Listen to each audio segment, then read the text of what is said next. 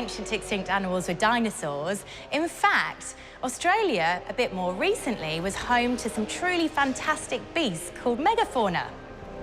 And these creatures included vicious meat-eating kangaroos, giant birds known as the demon ducks of doom, and this guy, a huge relative of the modern-day wombat, known as Diprotodon optatum. As far as we know, this is the biggest marsupial that ever lived, and he was probably about the size of a family car. I looked it up. He even weighed about the same as 6 horses or 3.5 cows. That's huge. They lived about 1.8 million years ago, and scientists think that they lived alongside human beings. Imagine that. I think I'd have liked to go for a ride on one. Look, my head's as big as its nostrils. So what would they have eaten? Well, their teeth tell us that they were vegetarians, not bone crushers. And I wonder if they did square poos like modern-day wombats. Take cover!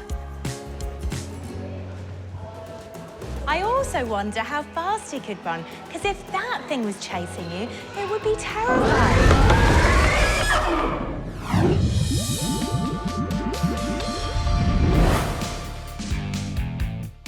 Hey guys, I'm about to blow my producer's mind with an amazing science trick that shows how hot air and cold air affects molecules. The air is made up of molecules moving around all the time, and she wants me to demonstrate this to you. So I think I'm going to do it through interpretive movement. Okay, so if you just turn over, I just need you to learn that section there for the next segment for me. Okay, Steph, there's no room. Do you mind? Jax, I'm just demonstrating that when the air's warmer in here, that the molecules like to spread out. And hot chocolate spilling. Yeah. See, guys? Just like this, nice and spread. The molecules warm. I think you've got a better explanation in you. I think maybe just go prep for another experiment. That for wasn't... the outside. Yeah, we're working. You want to just hop out and learn your lines? Okay. Thanks, Sebs. So Thank I'll just... you. Yeah, thanks. So, yeah. The heat gun. Okay, I can get that. Okay, so for the next shot, I'm going to get Seb to walk from here and go across, and then I'll get the camera on Seb. Seb, what are you doing? I'm just demonstrating that when it's cold, molecules stay really close together. No. Huh? No, come on, let's go. We gotta move.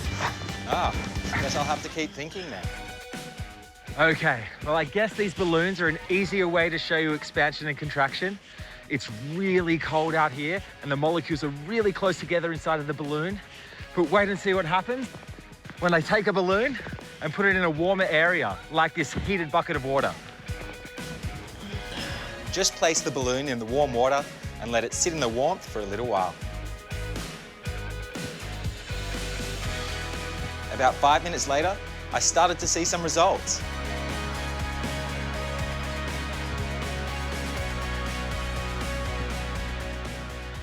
So the balloon's expanded because the molecules have spread out again in the warmer air? Heat actually energizes air molecules, so they move around a lot more, just like when I'm warm. It's this movement that causes the balloon to expand. And when I hold it up to these other balloons to compare the size, you can see it's growing.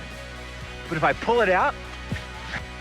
And allow it to be exposed to these freezing Mount Buller temperatures. It contracts, because once again, the molecules have crowded close together. Now, we just wait and watch.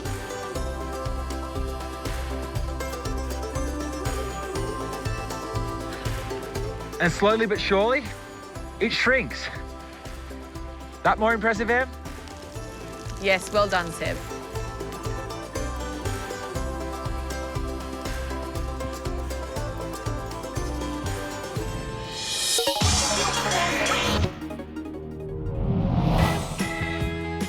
What's cooler than diving on shipwrecks? Sinking them, of course. I'm here on Moreton Island, where 15 ships have been sunk on purpose. That sounds crazy, right? This was actually done to form a breakwall for smaller boats that visit the island. A breakwall is an artificial wall in the water, and it absorbs all the shock and the energy from the waves to protect those boats while they're visiting. So I'm out here much closer to these wrecks now, but my question still remains. How did they even get here in the first place? But I've got my friend Sam here to answer all of my questions. Hey, Sam. Hey, mate, how you going? Very well, thank you. Beautiful. So were these all sunk at the same time? No, they weren't, Sean. They were actually sunk between 1963 and 1984. Wow, so they've been here for a really long time. They have indeed. They've been put along here to create a safe anchorage on the inside of the bay. So what ships were chosen and why? These are actually all old sand barges and sand dredges. They were actually used in the Moreton Bay region a number of years ago to pick up all the sand, as we do have a very high silica content. Those ships then transported a lot of the sand back over to the mainland and turned them into all types of materials for building. So they're transporting all this sand back to Brisbane. What can you make out of sand? We use things back there such as our glass, bricks, tiles, a lot of different ceramics. It all comes from this area right here. That's so interesting. And so how long after these are sunk does the marine life start to find a home? So it takes about 12 months to actually come up with quite a growth. And from there, it is expanded into an abundance of marine life here at the moment. So what happens to these guys now? These will actually stick around and continue to grow. We are one of the very lucky places to have these half-submerged or semi-submerged shipwrecks left in the world. All right, Sam, I think it's time for me to get in there now and have a look for myself. Go on, enjoy it. Thank you.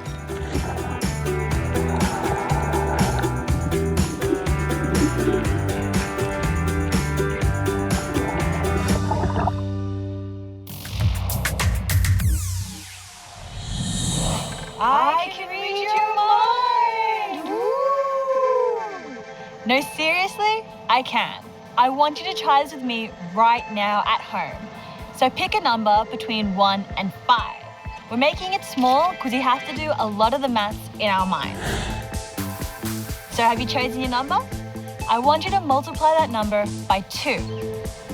Now, I want you to multiply your new number by 5. Has everybody got that? Okay, now divide your new number by your original number. Now this may take a while, so I'll give you a moment. And last but not least, I want you to subtract 7 from that number. Was it 3? How did I know that? It's definitely 3. I know it was. Don't try and cheat your way out. How is it that every single person who tried it just then all got the number 3? I'll tell you how. So this is called the magic order. So using these steps, no matter what number you started with, you'll always end up with the number 3. Now let's go through that order again. And let's use an example this time. Say the number 6. So 6 times 2 gives us 12. And then 12 times by 5 gives us 60, and we divide it by our original number, so that's 6. That gives us 10. So 10 minus 7 always give us 3. And it works with any number, big or small. And the reason that it works is because of the steps you take, not the number you choose. So when you divide by the original number, like we did here, it will always take you back to 10. So when you take 7 from 10, it gives you 3 every time. And that's the magic order. It's a little bit tricky. You can try it out on your friends.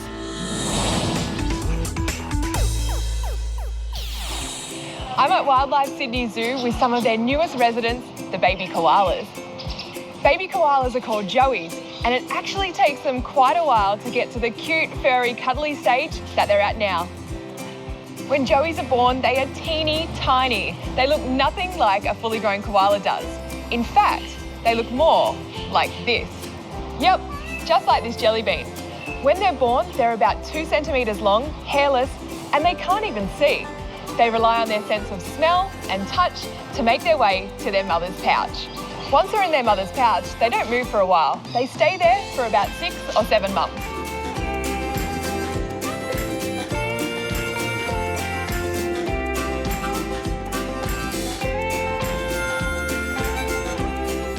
This is Erica. She's 11 years old, and her joey, who's still in the pouch, is only 7 months old.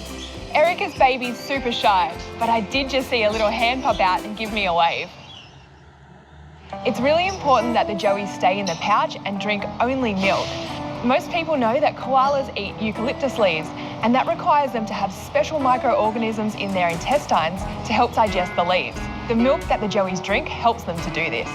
When the babies are big enough, they start exploring life outside of the pouch, but they still go back to the pouch for milk for about a year or until they're a little bit too big for it. They're not fully grown-ups by then though. When they first start leaving the pouch, they ride on the backs of their mothers. That's a pretty high up piggyback ride.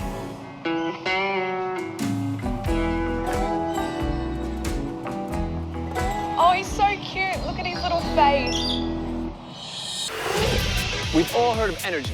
It helps us and other things move. As humans, we get our energy from food. But how do other things get their energy? Energy can come from light, heat, sound, electricity, to name just a few. At the playground, we can convert energy into different forms so we can move, jump, all with the help of gravity. There's heaps of examples of the conversion of energy here at the playground, most of them going from potential to kinetic energy. My two favorite examples are the flying fox and the slide, the two best pieces of equipment here at Parramatta Park. Flying foxes work by holding onto a pulley that's attached to a rope and sliding between two platforms. The pulley starts off with lots of potential energy because it's so high off the ground. When you hold on and jump off, because gravity wants to pull you to the ground, your potential is converted into kinetic energy and it makes you move.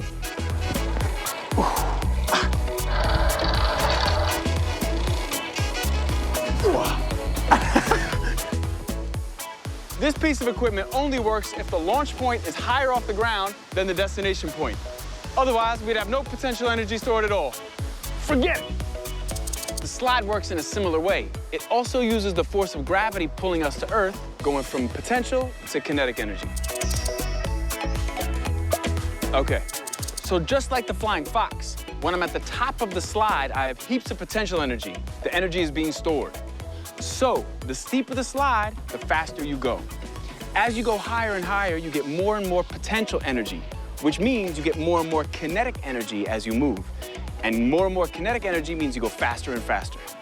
People have always said I got lots of potential. At least I know I have potential energy. As I begin to slide down, the potential is converted to kinetic energy, and I begin to move. The design of the slide helps you go fast, but not too fast. Can you imagine how fast you would go if it was straight up and down? That's crazy. But if I was too horizontal, then I wouldn't go anywhere at all. Speaking of energy, I think I need to replenish mine. Who's hungry? Me too, huh? Let's go.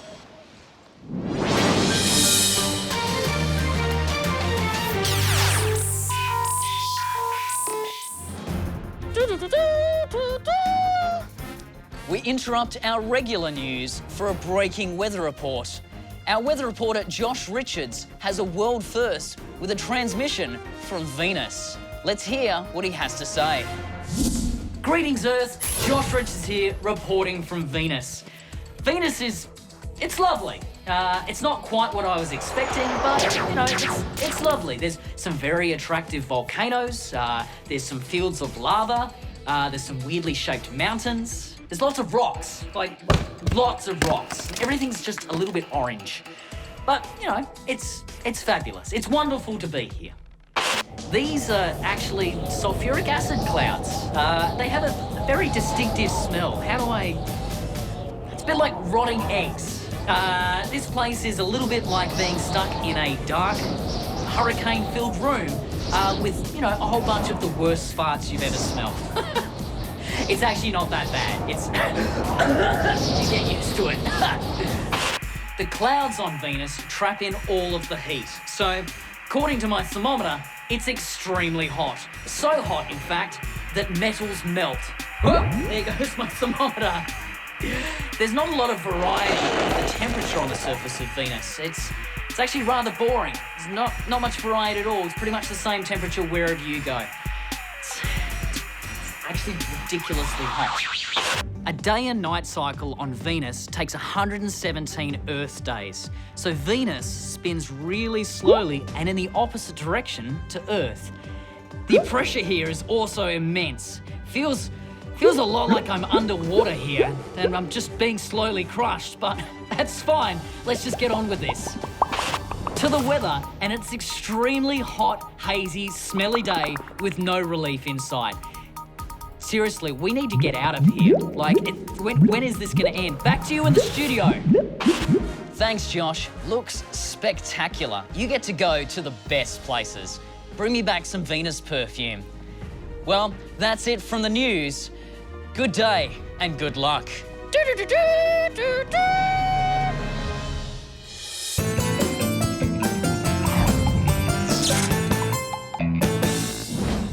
Hey, Nayama, Arusha.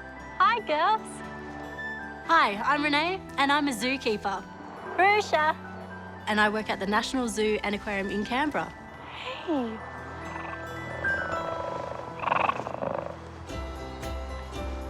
One of the first jobs that I did when I started here at the zoo was actually to clean the tank behind us as a scuba diver. A lot of people get involved with working at zoos and aquariums by starting as a volunteer, by helping out the keepers on a day-to-day basis. This here is Bart. He's a red-tailed boa constrictor, and he's one of the animals in the aquarium and reptile section that I've been working with for the last 10 years. Otaki, Ote! My normal day as a zookeeper is to actually go around and check on all the animals in the morning. Good girl, come on. What we're looking for is making sure that they're healthy, happy, alert, and responsive to us. Now this is Eco. He's one of 3 male rhinos that we have here at the National Zoo. I'll also go out and get the food ready and prepped. We then actually clean the exhibits. For the snakes, we might give them a bath. For the giraffes, a bit of a pedicure, hoof scrub. And for the rhinos, we'll give them that mud wallow bath, exfoliating their skin. It helps protect any parasites from burrowing into their skin, as well as protects them from that hot sun. There you go, Eco, how's that? One of the gross bits about the job is actually having to clean up after them. The rhinos, there's so much poo, it's pretty gross. So they can poo up to 70 kilos a day. That's a couple of small children in weight. One of the animals that surprisingly eats the most throughout the day is our small-clawed otters. They actually eat 6 times a day. They have such a high metabolism, they need to continuously eat to sustain that. One of the best parts of being a keeper is actually being a part of the breeding programs for these threatened and endangered species. A significant program that we've been a part of is the sun bears. We recently bred our sun bears Ote and Otaki, which then go on to continue with the breeding programs for the future of these species in our region. Some of my personal favourite animals are our tawny nurse shark in the aquarium, our red panda Eilish, as well as Nara, our beautiful female dingo. One of my favourite things to do is actually getting into the shark tank, scuba diving, cleaning the exhibit, but also being amongst them and playing with them. One of my favourite interesting facts is actually with the ringtail lemurs. What they do is they fight and waft their tail at one another. They have stink fights. And it's a great form of communication as well as playing around.